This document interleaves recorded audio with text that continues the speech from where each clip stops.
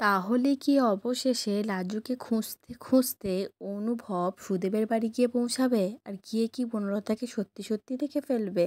পুরোটা জানতে ভিডিওতে লাইক দিয়ে চ্যানেলটা সাবস্ক্রাইব করে দেখতে থাকুন।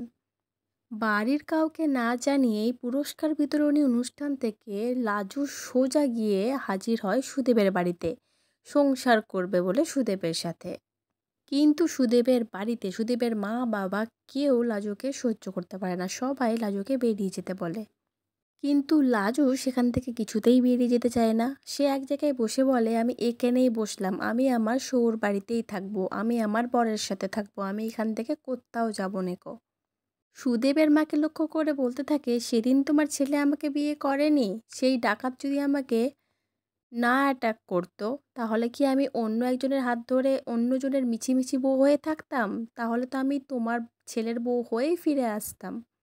সেদিন রাতে যে আমাকে ভুল করে তুলে নিয়ে গেল, আমি তার বাড়িতে আশ্রিত হয়ে কেন থাকবো? আমি আমার শোর বাড়িতেই আমার বরের কাছেই থাকবো।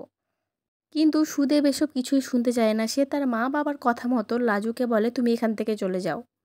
আর এতে লাজু অনেক কষ্ট পায়, কাঁদতে থাকে। আর অন্যদিকে আমরা দেখতে পাই, লাজু যেখানে পুরস্কার নিতে গেছিল সেখানকার লোকেরা লাজুর বাড়িতে ফোন করে বলে দেয় যে লাজুকে আর খুঁজে পাওয়া যাচ্ছে না। লাজুর বাবা মা তখন দিশেহারা হয়ে পড়ে। তখন তারা অন্য কারোর সাথে কন্ট্যাক্ট করতে না পারায় অনুভবকে ফোন করে বলে যে লাজুকে খুঁজে পাওয়া যাচ্ছে না।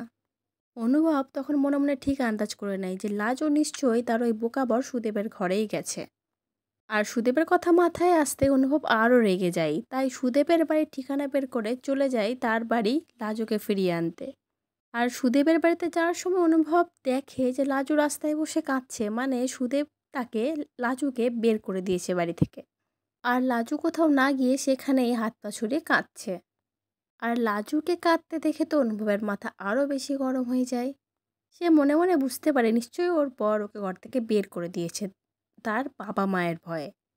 লাজুকে গিয়ে লাজুর হাত ধরে বলে, চলো তো আমার সাথে, দেখি তোমাকে কে বার করে দিয়েছে, আমিও দেখবো আজকে তোমার বরের কত ক্ষমতা যে তোমাকে ঘর থেকে বের করে দেয়। এবার সুদেবের বাড়ির উদ্দেশ্যে লাজুকে নিয়ে অনুভব তো রওনা দেয়। তাহলে কি সেখানে গিয়ে বনলতার সাথে দেখা হয়ে যাবে অনুভবের? কি মনে হচ্ছে তোমাদের? কমেন্ট করে অবশ্যই জানিও। পরবর্তী আপডেট নিয়ে তাড়াতাড়ি আসি, সঙ্গে থেকো, সাথে থেকো, চ্যানেলটা সাবস্ক্রাইব করে দিও। ধন্যবাদ।